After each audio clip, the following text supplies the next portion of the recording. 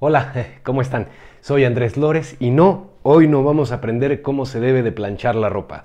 Hoy vamos a hablar de motos.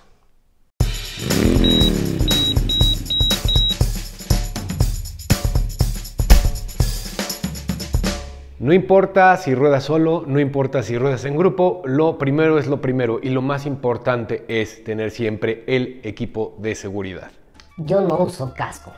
Mi segundo nombre es Peligro. Además, me quita lo guapo y me gusta sentir como los dedos del viento juegan con mi cabello sedoso. Ya que tenemos nuestro equipo de seguridad y estamos completitos, vamos a checar la motocicleta. Asegúrate de que todos los líquidos se encuentran a nivel adecuado y en caso de ser necesario, rellénalos.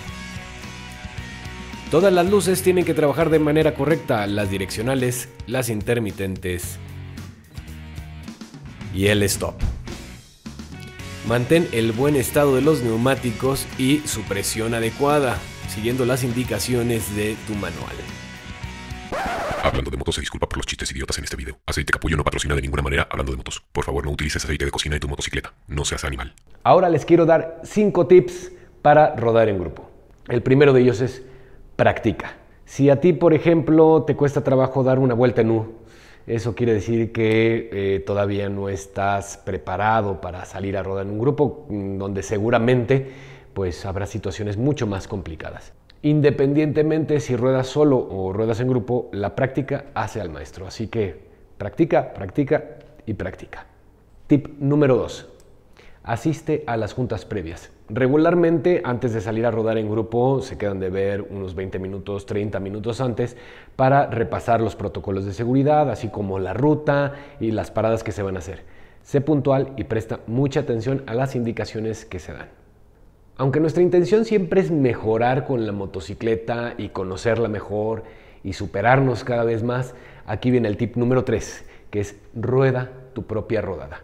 ¿Y a qué me refiero? Vamos a poner, por ejemplo, que sales a rodar con un grupo que ya tienen mucho tiempo rodando o que son gente con más experiencia y sientes que van demasiado rápido.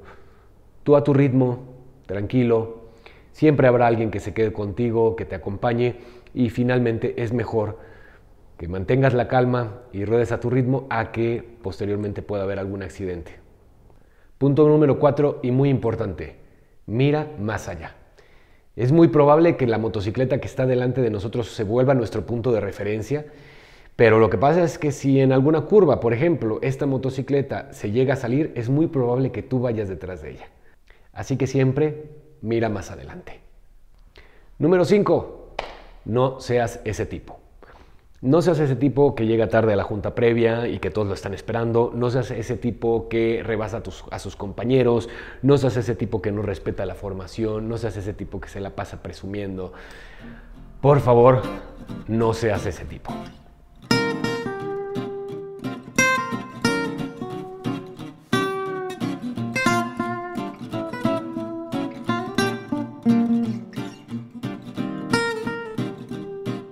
Este es nuestro contingente. La verdad no se juntaron muchos a rodar. Quiero presentarles 3 posiciones importantes en un grupo. Antes que nada comentarles que la labor principal de estas 3 posiciones es cuidar el contingente. Primero les voy a presentar a nuestro capitán de ruta. También le llamamos punta. Es el que va hasta delante del contingente y su labor principal es llevarnos a nuestro destino. El capitán de ruta sabe las paradas, sabe dónde tenemos que cargar gasolina, conoce el camino y es una persona bastante experimentada.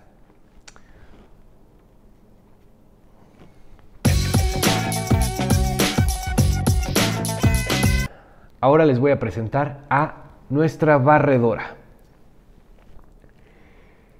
Al contrario del capitán de ruta o punta que va hasta adelante, la barredora va hasta atrás del contingente y su labor es cuidarnos desde la parte posterior, así como ir guiando todo el contingente desde la cola.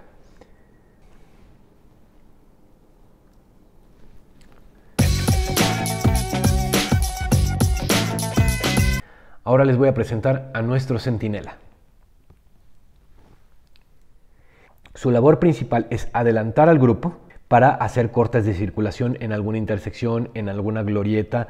Es una labor bastante arriesgada.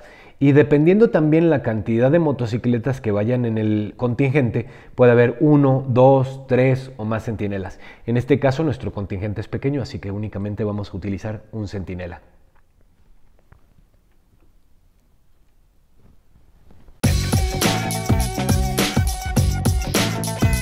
Lo primero que vamos a aprender va a ser la formación en Z, la formación en zigzag o la formación en 2, que es la que regularmente se usa. Ahora, hay dos variantes de esta, sobre todo respecto a nuestro capitán de ruta y a nuestra barredora. En la formación tradicional, el capitán de ruta comienza la formación cargado a la izquierda del contingente, y en la formación en lanza, tanto el capitán de ruta como la barredora van en medio del contingente.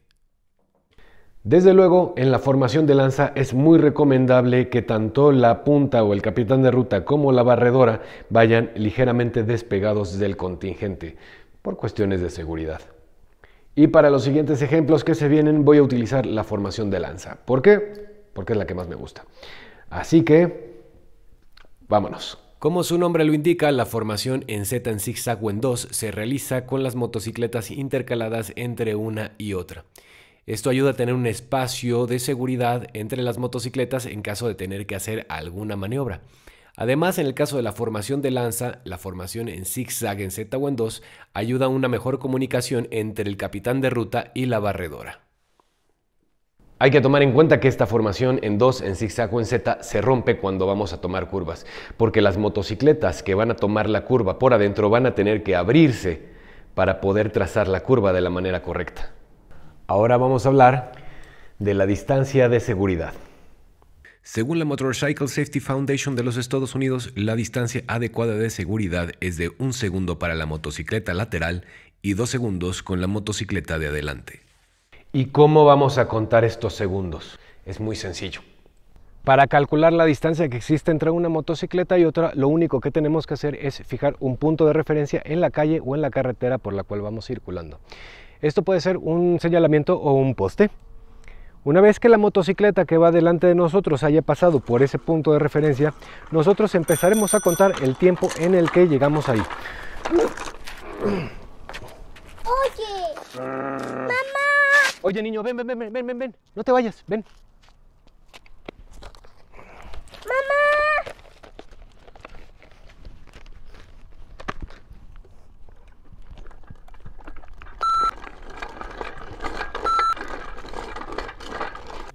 He escuchado algunas versiones con respecto a la distancia que se debe de tomar entre una motocicleta y la otra, y algunos de ellos hablan en metros, lo cual no es del todo fiable.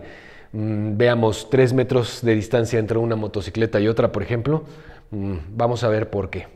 Si entre dos motocicletas existe una distancia de 3 metros, esta no va a variar independientemente de la velocidad a la que vayamos. Es decir, da igual que vayamos a 40 km por hora que si vamos a 120 km.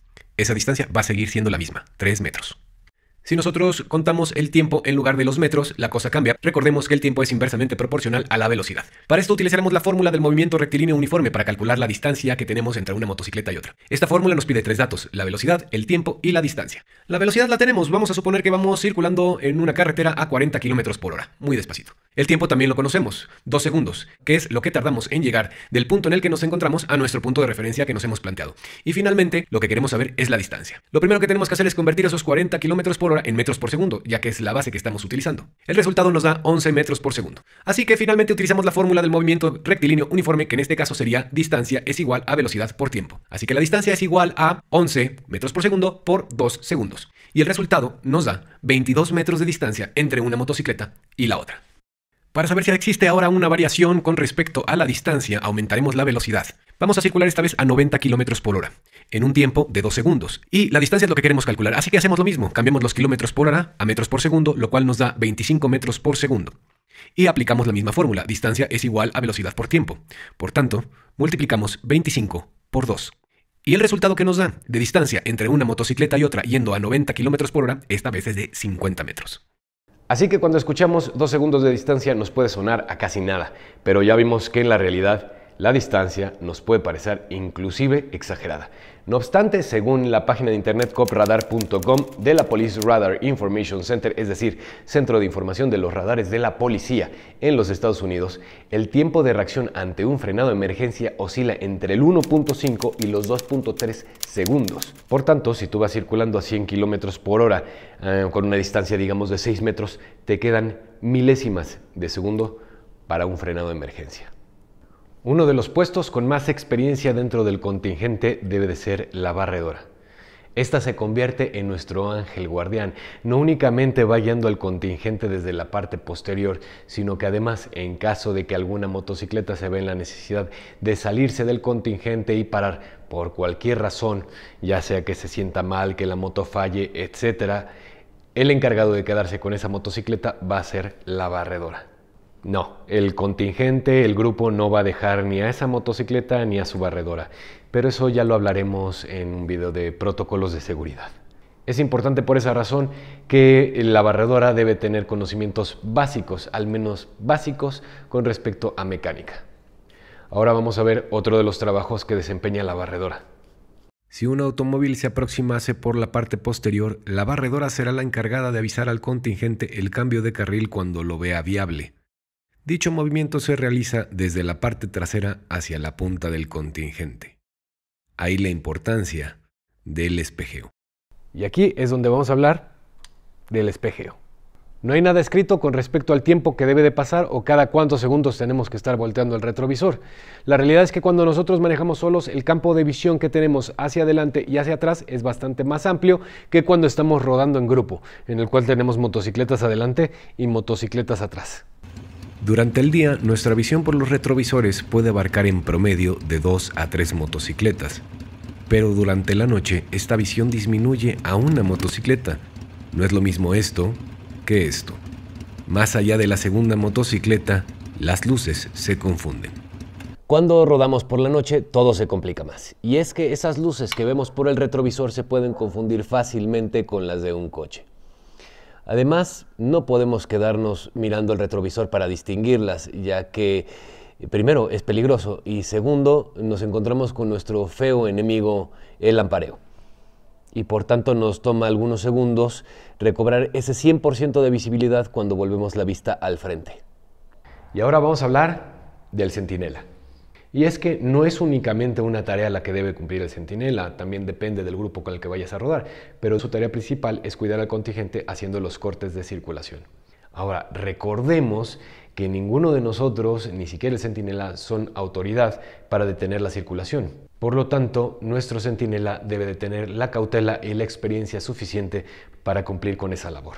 Finalmente, rodar en grupo se convierte en un arte y en una experiencia fascinante. La distancia, el ritmo, la sincronía, ver a un contingente con experiencia rodando juntos da gusto. Y eso solo se puede hacer pues con la experiencia, rodar, rodar, rodar, rodar y también conociendo cómo ruedan tus otros compañeros del grupo. Listo, esto ya quedó. Si te gustó el video, no olvides suscribirte y darle a la campanita para recibir las notificaciones. Dale like, comenta y sobre todo comparte. Mientras tanto, nos vemos en el próximo video.